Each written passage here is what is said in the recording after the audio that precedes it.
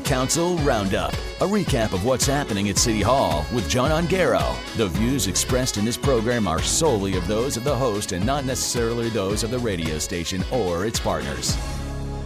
I will apologize in advance for the sound of my voice. It comes from a weekend of singing country music hits. Well, not really, but it has something to do with that. Lots of screaming. So if during this roundup you feel the need to clear your throat because you're listening to me, please feel free, because I'm going to a few times. As we cruise through the summer, council meetings are a bit few and far between. Last week, you might remember that we only had a council meeting that was about an hour long. They made up for it last night with some big ticket items: the library master plan, electric buses, and everybody's favorite flip-flop decision, parking. The agenda was packed with all kinds of information, over 420 pages long. How many of them actually read those pages? Well, I'll leave that up to you. We won't cover it all in order, so we're going to jump to the Transit Fleet Zero Emission Transition Plan. This is a plan that is going to try to make the transit services electrified over the next coming years. Well, we know this will take decades, of course, because a lot of the technology is still very expensive, and there is probably a very long road ahead, but eventually it'll cost about $60 million to move these buses over to being electric. But there's a lot of money promised from other levels of government. Other levels of government that was pointed out by Councillor Oliver last night that are currently in power. Who knows what happens if the government changes? The plan will take years, if not decades. But the report did a good job of making a plan for when the time comes to start making the change to electric buses. I'm going to jump next into parking because I couldn't decide which was the bigger mess, this or the library master plan. So let's do parking first. Resident parking recommendation was brought forward by council or by administration after council asked for this during the debacle of the parking discussion a couple of weeks ago. Remember, they were changing their mind like the wind, and at the same time exposing that a majority of them didn't even read any of their reports in front of them at all. They were surprised that there were residents living in the downtown core. But one of the biggest pushes came from downtown residents who thought it was unfair to have to pay for parking or use unsafe parkades. Administration came back with some options for residents, namely giving residents 25% discounts on downtown parking, and also included a temporary construction exemption. The discount for residents applies only to the parkades and the Crooks and Courthouse daily lots. Councillor Chung added an amendment to the plan to find a way to get businesses to get discounted parking or free parking for their staff. That led to a whole bunch of back and forth about the businesses and safety downtown. It's all stuff we've heard before, and it's all stuff that's been covered before. But then we talked about it last night like it was new. Administration explained the new safety implementations for late-night parking included increased security presence and hours, too. They've changed in the parkades. The security's there till midnight during the week, 2 a.m. on the weekends. There's also increased mobile patrols off hours and the advancement of the Eye on the Street program. That means there's cameras to and fro. That's good news. But it was Councillor Agarwal that brought up an interesting point. All this discussion about parking, residential parking and rates, construction exemptions, etc., has not once mentioned the South Side downtown core. She's got a point. Her comment with all these changes, quote, "It better include the South Side too." She's right. It is a valid point. The amendment to the plan for residential rates for parking passed last night, 25% savings, while Chung's amendment to include workers at downtown businesses failed. At the end of the day, this is yet another change that will be nearly impossible to police. If I worked in downtown like I do and decided to park in the parkade, walking the 6 blocks up the street to get there, why wouldn't I buy a residential parking pass and save 25% each month? How are you going to know if I live here or not? Are you checking my address? They're not. It's 25% of lost revenue, and it's the councillors changing their mind yet again. Now on to the library. I want to take a sip of your coffee, John? Drink first. No problem. Talk amongst yourselves. Sure, no problem. You're listening to the City Council Roundup. It's Tuesday. Sorry. I tried to stay quiet last night. It didn't work. All good. Now on to the library. Right. The request for funding and support of the library master plan was presented to council by the library CAO and the board. It started with city manager John Collin, who, by the way, is a rock star. More on that in a second. He had some information prior to the discussion. He wanted to remind council that library services are a board decision, not council's decision. and that it's not council's job to consider risks of financial responsibility. That's up to the board. They run the library. The city just funds it. In the library's report, it revolved mostly around the closure of Brodie Street. The CAO has presented to council that Brodie Street is unsafe and dangerous and not being utilized nearly enough. But in the presentation from administration, the city's official plan, strategic cores policies, emphasizes providing a full range of amenities in the downtown area. That includes the Brodie Street Library, and that getting rid of it contradicts the official plans to keep the downtowns vibrant. And mixed-use community nodes, as they called it. The Brodie Street Library is a designated heritage property with significant historical value. Getting rid of the property will lead to lack of control over its maintenance and preservation. They went on to say that the removal of the Brodie Street Library is detrimental to council's revitalization efforts for the South Core downtown area. Administration is absolutely right. It is a staple of the downtown core, and it should be a library because it has been since 1912. The library's ask, though, was $14.5 million to centralize services to the mall. With that, a loan from the city for 15 years at 4% interest. Then came the CAO of the library's deputation. He went on and on about how terrible the buildings are, that the city council supported a central idea in 2023. He failed to mention they supported a central idea in 2023 using existing libraries. Then the show began. And this is where my blood pressure went up. You need to watch these meetings before the next election. Councillor Trevor Gertuga mentioned 3 times in his questions that Brodie Street wasn't mentioned in the downtown revitalization plan. So why is administration bringing it now? Yes, Councillor, we got your point. You're trying to point out the fact that administration never wanted to save Brodie Street before, but now they do. Then he went on for the stagecraft. This was probably one of the most embarrassing things I've watched at a council meeting in a very long time. There is something about staged questions for deputants that is beyond obnoxious. Councillor Gertuga asked the CAO of the library to read off all 54 supporters by name of the new library's master plan. 54 of them. The chair went on to say, whoa, you want him to read these? Yep, we need to hear who they are. He's on the board. It's a game. It's a show. And it's another example of Councillor Gertuga throwing his weight behind something and then making a mockery of the process with staged interaction with his favorite deputants. You can tell who his favorites are. He's nasty to the ones he doesn't agree with and then plays this games with the ones he does. He's on the library board, so of course he supports the project, not caring about the price tag. But asking the deputy to read out 54 supporters of the plan was completely stagecraft. It was acting, and it fell flat. It was embarrassing.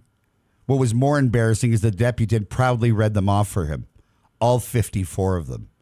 Then part 2 of the stage show came. Councillor Johnson, I'm having some trouble with as of late, as you know. He sits quietly through most meetings, has not much to offer, and certainly doesn't bring any suggestions forward. But he does sit next to Councillor Gertuga, so you see what's going next. In the layout of chambers with him sitting next to him, he's obviously bullied into picking and choosing the things that Councillor Gertuga next to him is enjoying. I'm sure there's some side deals happening, but in another stage and softball question to the deputy, Johnson said that he appreciates the hustle and that the hustle should be commended by the CAO to do all of this work to get it done. Councillor Johnson, the gig is up. You should hustle as much as you claim the CAO of the library did, because your staged questions on the first round showed your integrity, in my opinion, and how weak you are in coming up with your own thoughts on issues. You've done it before, and you've proven it again. Pick the side of the fence you want to be on, sir, and then stick to it. Then the challenging of the deputant came, the mayor especially, with some great questions. Hey, library, do schools still bring classes to the library? Yeah, but they bring them to Mary J. because it was built in 2011, and the Brodie Street Library is too dangerous. Councillor Benz had the highlight of the night when it came to the questioning. The library doesn't have any money, but they want to have more space for programming. Councillor Benz said, wait a minute, don't you lease out space to outside organizations? If you need space, why not use that? Great point. Councillor Trini was, well, on the fence again. In 2023, she said that the library was asking for no cuts because they had no money, and that her biggest concern, are you listening? Her biggest concern of this project was the cost. Councillor Chung went on to say that some people are quite concerned about the cost investing in a space that we don't own. That's the biggest thing, is that we're spending $14 to $16 million on a building we don't own. Then came the deputation. Shane Judge sometimes is legendary when he brings these deputations to council. His line of the night was, quote, "Your record of making wise decisions is not very good." He's absolutely right. He went on to try to make connections between the library's master plan and the turf facility. Chair of that portion of the meeting, Brian Hamilton, cut him off a few times, where a little shouting match went back and forth about "you can't interrupt me," and Brian Hamilton claiming that this is my house. That was funny. It's not your house, Councillor Hamilton.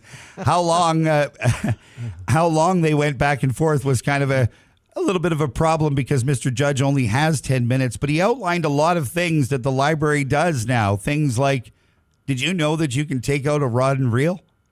Did you know? Did you know that all of these other services you can actually borrow from the library? A fishing rod? Uh-huh. Okay. The deputant, Shane Judge, also just suggested, how long will it be before the library provides pet care? I thought that was kind of funny. Moving through this, though, his connections to the turf should be noted. When his deputation was done, the admin put the recommendation on the floor. Their recommendation is don't take the library master plan. Then it came. Your city manager, John Collin. We need to get him on the show, because this guy has got it right. He rolled through the inaccuracies of the library's report like it was nothing. The library's operating costs and status quo claims are simply inaccurate. It's not going to cost the same to be at the mall as what they're doing now. He went on to explain that the total contributions and rent costs will be $10 to $19 million to the library, and the library never mentioned that. The interest on the debt for the library to take the loan of $14.5 million is $5.5 million. That means your library just became $20 million.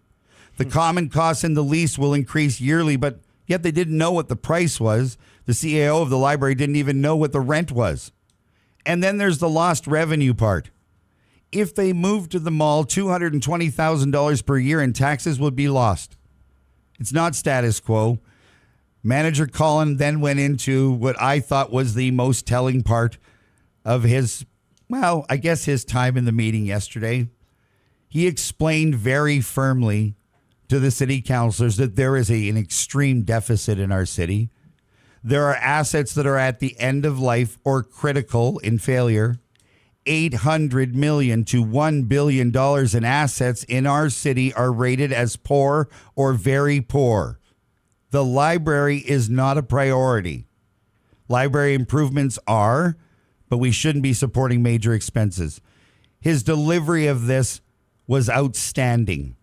Thank you, Manager Collin, for your words, because he went on to then call out some of the inaccuracies in the library's presentation. Their website is misleading, he said. He said that it was going to cost $2 annually per household to fund this new centralized library. Unfortunately, they're wrong. It's actually 1% on your taxes for the next 15 years. He called all of that out. It was at that point where it was pretty obvious that this was going to fail, and that's when Councillor Gertuga got up from his chair, walked over an amendment to the city clerk, almost like the kid at the back of the classroom who just got in trouble and had to hand in his test. He walked up and said, "Here is my amendment that we should just thank the library board for their efforts in this, because it's obviously going to fail." He was right. It did fail. Councillor said yes to the recommendation from administration. There won't be a centralized library at the mall because it's too expensive.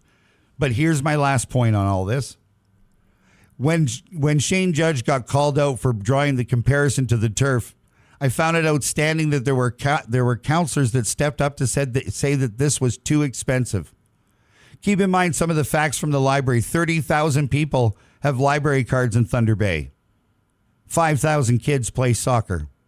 The counselors that said that we don't have enough money for a $16 million centralized library had no problem approving $52 million for an indoor soccer field. Where were you, Councillor Atrini and Chung, when we didn't have enough money for the library, but we have plenty for a soccer field? When you talk about inclusion and making sure that people have a place to go and that there's programming for everybody, the library takes care of more people than a soccer field does. Why is the $52 million not enough? Why did we cut off the deputant when he tried to make that comparison? We know why, because you made a mistake on that. Nobody is saying no to a turf, and nobody says no to a centralized library either. They say no to the price tag. But why didn't you say no to the soccer price tag? Where were you then? The meeting was done at 10:22, the full adjournment at 10:26. And I'm telling you that in my group discussions last night with a lot of people, my favorite came from a friend of mine who said, well, the new city manager sure made this worth watching. And he absolutely does. Good job, city manager John Cullen. Welcome to our city. The councillors are not going to be card-carrying members of your fan club. Yikes. There you have it. City Council Roundup for this Tuesday. John, excellent. I did not see any of it. The one thing I do want to say before we wrap up, this recommendation came to City Council for the library. Yeah. But in turn, it's the board that makes this decision terms of... The board brought the presentation. The library did the presentation.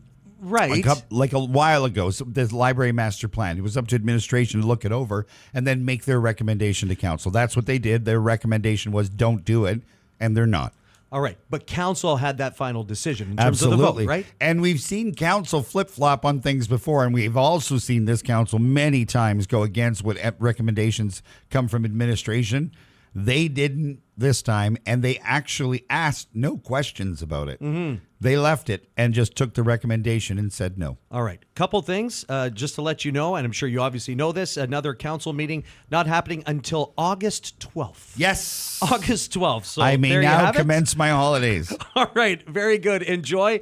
Full wrap up of this council roundup you can find on our website, 999thebay.ca in just a bit, or you can text the word council to our T-Baytel talk and text line 807-344-8229. If anything, very informative. Did not know you can get a rod and reel from the library. All kinds of things. What the heck is going on? You want to go fishing later? Where do you think I'm going now?